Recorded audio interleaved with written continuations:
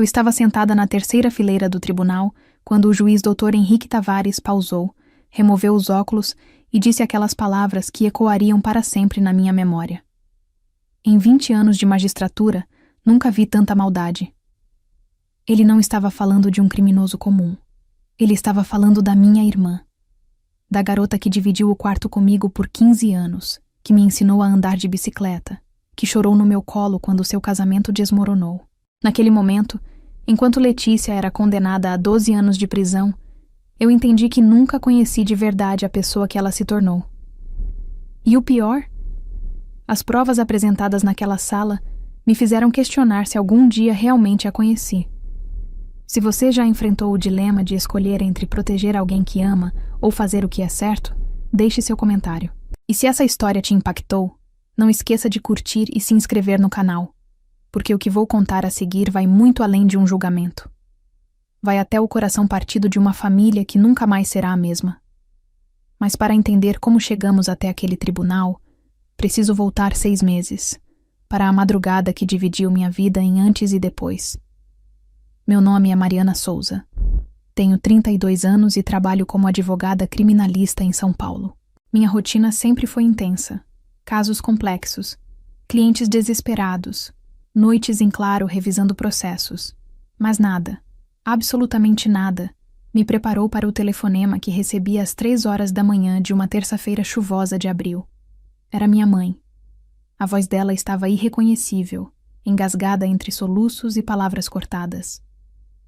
Mariana, você precisa vir agora. Sua avó está no hospital. Letícia, a polícia está aqui. Eu ainda estava processando as palavras quando meu pai arrancou o telefone da mão dela. Vem para Santos imediatamente. Não faça perguntas, só vem. E desligou. Vesti a primeira roupa que encontrei, cancelei a audiência que tinha agendada para aquela manhã e peguei a estrada ainda no escuro. A chuva batia no para-brisa com uma violência que combinava com o caos dentro do meu peito. Santos ficava aí a apenas 70 quilômetros, mas cada minuto parecia uma eternidade. Minha avó, Dona Conceição, era o pilar da nossa família. Aos 78 anos, ela ainda tinha aquela lucidez afiada, aquele humor seco que fazia todo mundo rir nos almoços de domingo. Ela morava sozinha numa casa ampla no bairro do Gonzaga, perto da orla.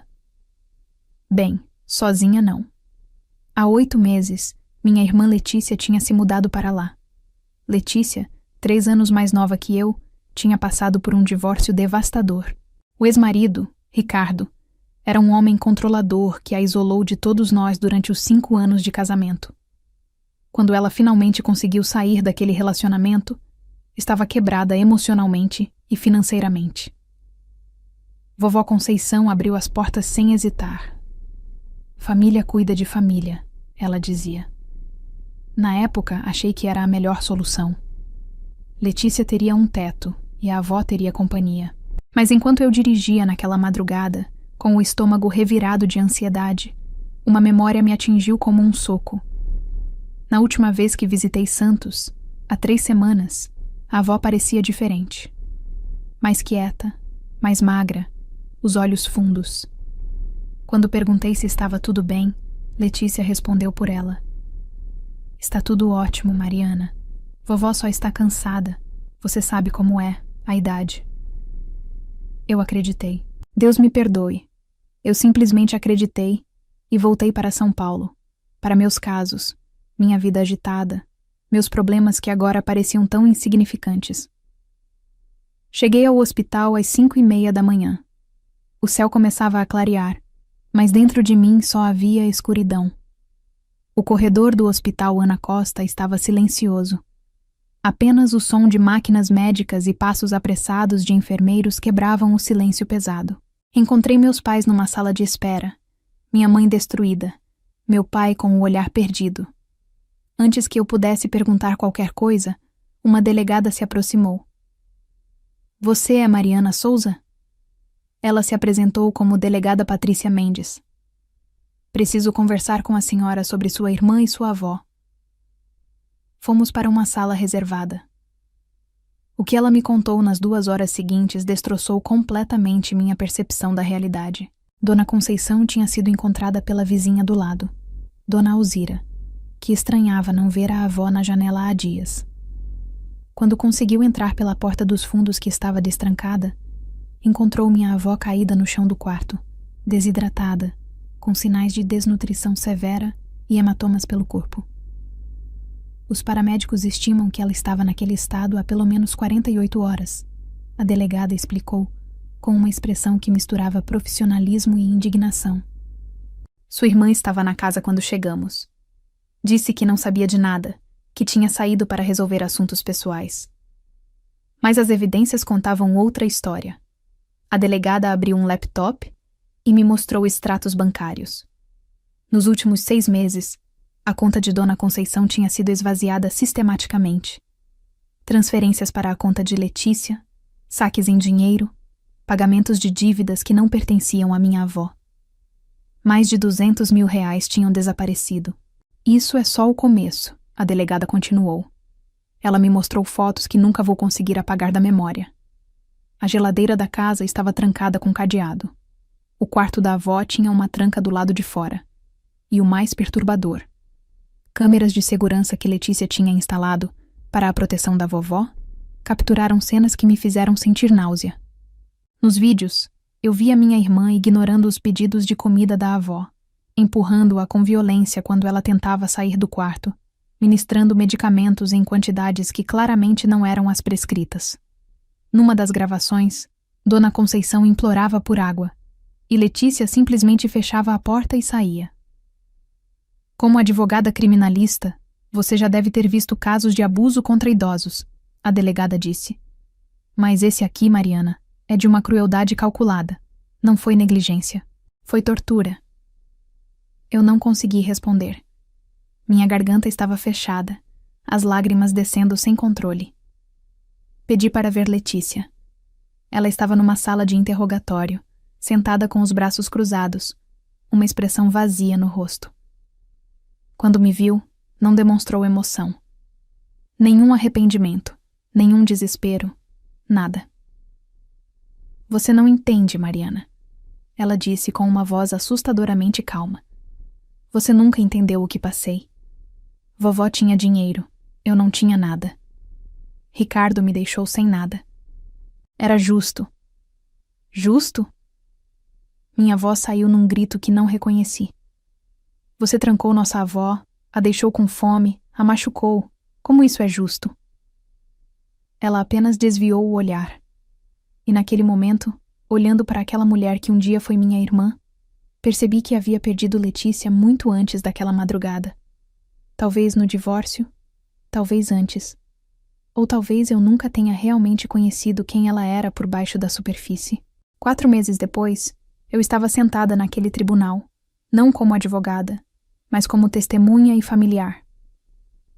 Não pude defender Letícia. O conflito de interesse era óbvio demais, além do fato de que cada fibra do meu ser rejeitava a ideia de defendê-la.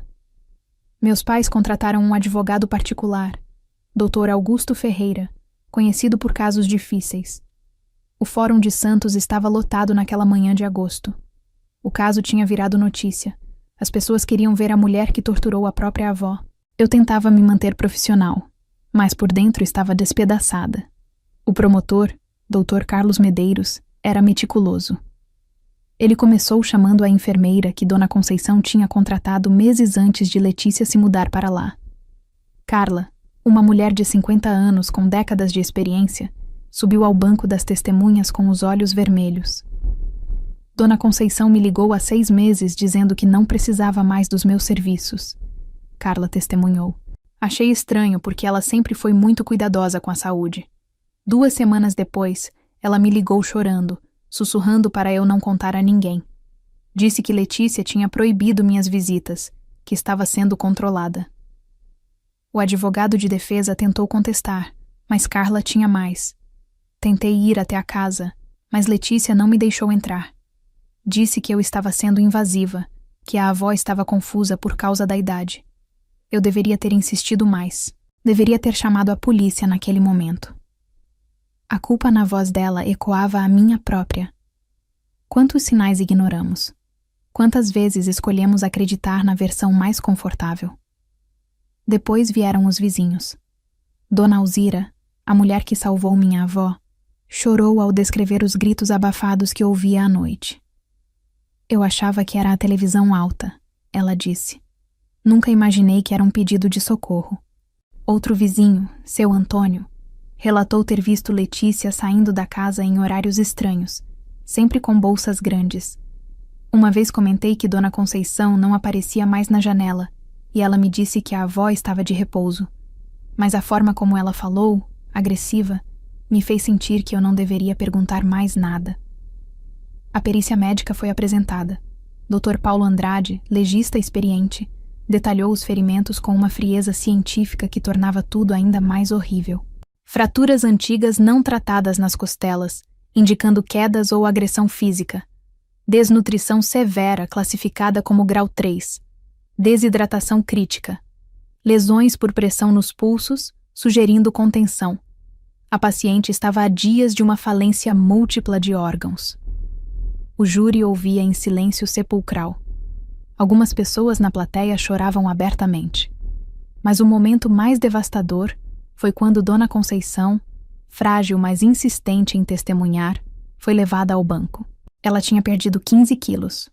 O cabelo estava mais ralo, mas os olhos ainda brilhavam com aquela força que sempre admirei nela.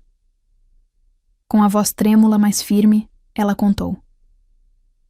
Letícia mudou depois que se instalou na minha casa.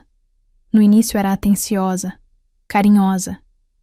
Depois começou a me isolar. Dizia que meus amigos me cansavam, que as visitas me estressavam. Quando percebi, estava completamente sozinha com ela. E então começou o inferno.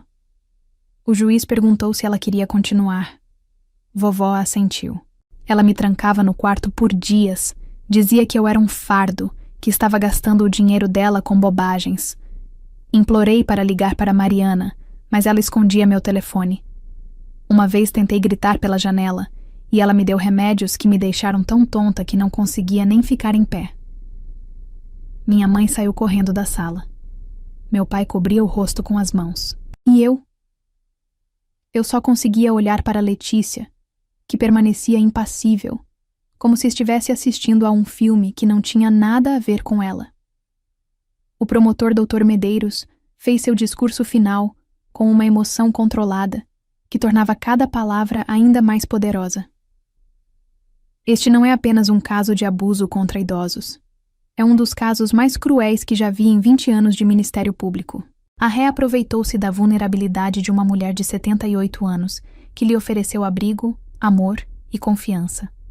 Em troca, impôs tortura sistemática, roubo e tentativa de homicídio.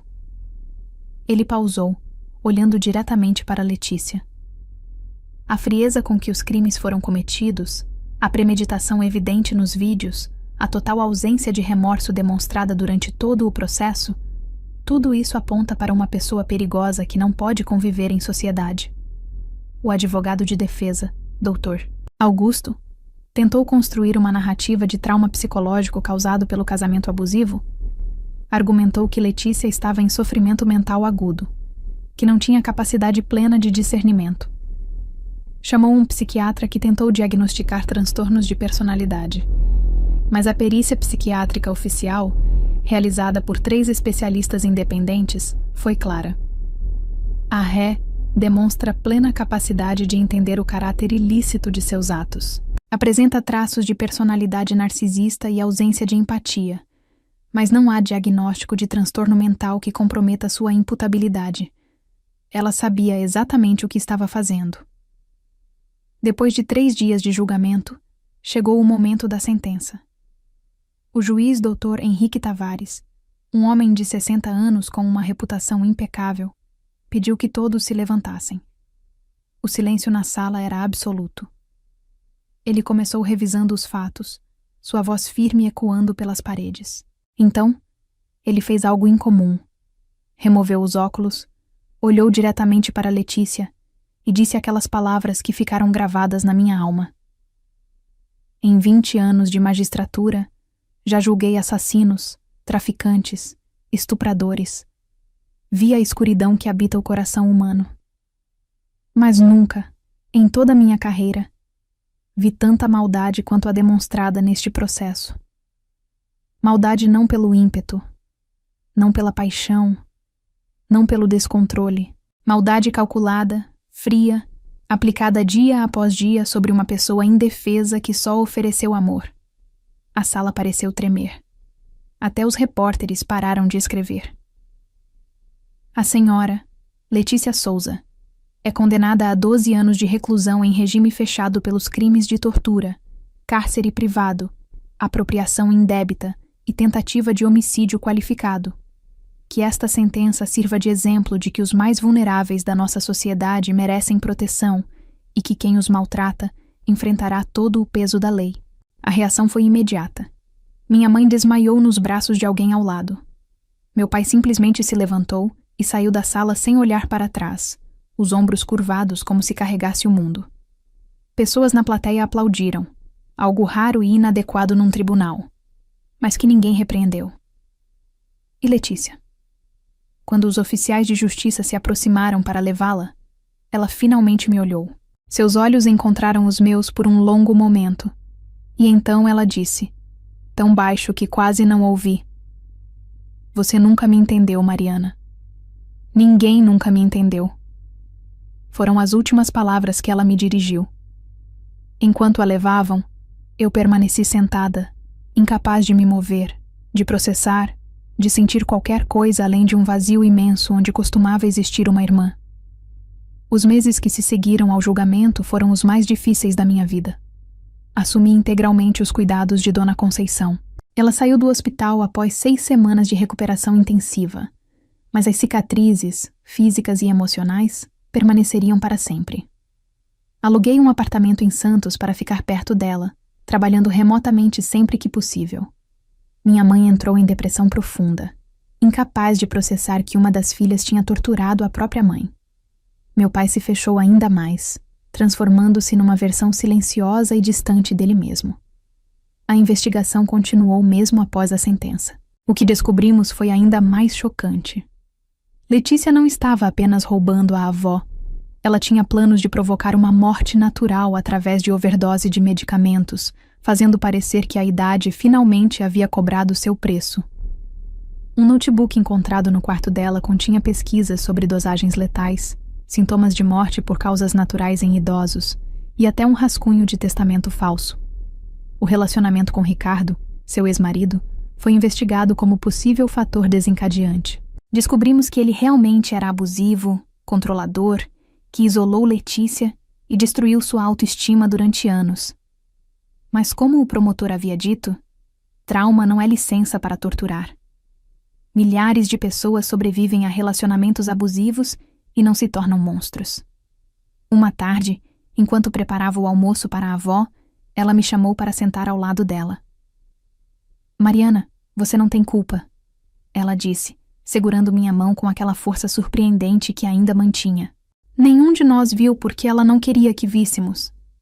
Pessoas assim são especialistas em esconder quem realmente são. Mas eu sou advogada, vovó. Trabalho com criminosos todos os dias. Como não percebi os sinais?" "Porque ela era sua irmã", vovó respondeu suavemente. "E quando amamos alguém, nossos olhos tendem a enxergar o que queremos enxergar, não o que está realmente lá." Ela tinha razão, mas a culpa ainda pesava. As sessões de terapia me ajudaram a processar, mas algumas feridas simplesmente não cicatrizam completamente. Aprendi a conviver com elas. Dona Conceição, surpreendentemente, falou sobre perdão. "Não pelo que ela fez", explicou, "mas porque carregar ódio pelo resto da minha vida só a deixaria vencer de outra forma.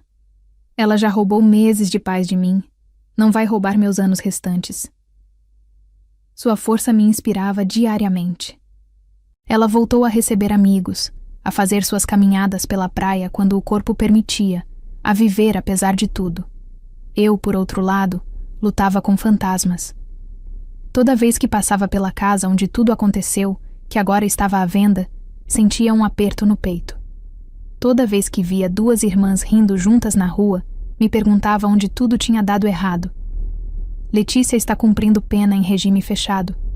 Meus pais a visitaram uma vez. Voltaram destruídos e nunca mais retornaram. Ela me escreveu 2 cartas que permaneceram lacradas numa gaveta. Não sei se um dia terei coragem de abri-las. Talvez nunca tenha. E talvez esteja tudo bem. A família que éramos não existe mais. No lugar dela, construímos algo diferente, menor, mais cauteloso, mas de certa forma mais honesto.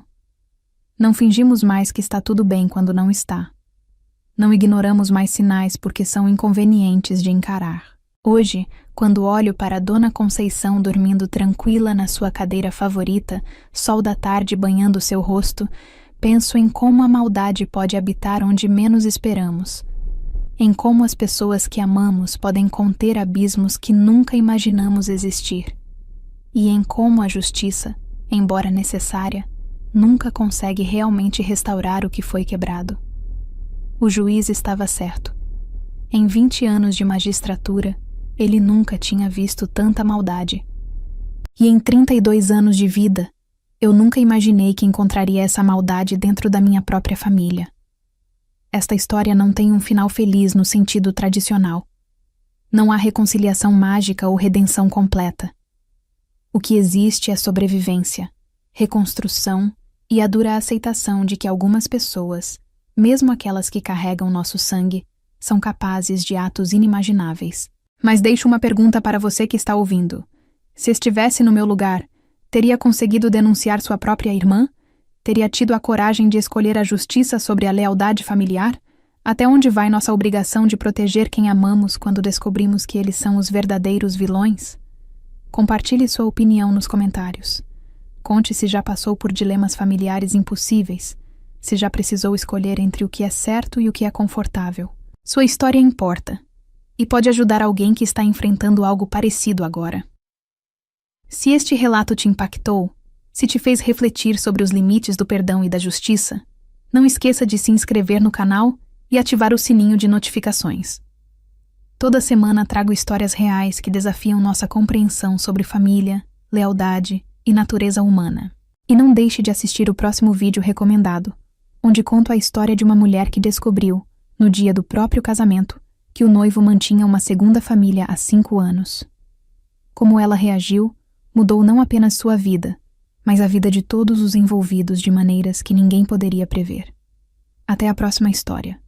E lembre-se, a verdade, por mais dolorosa que seja, é sempre melhor que uma mentira confortável.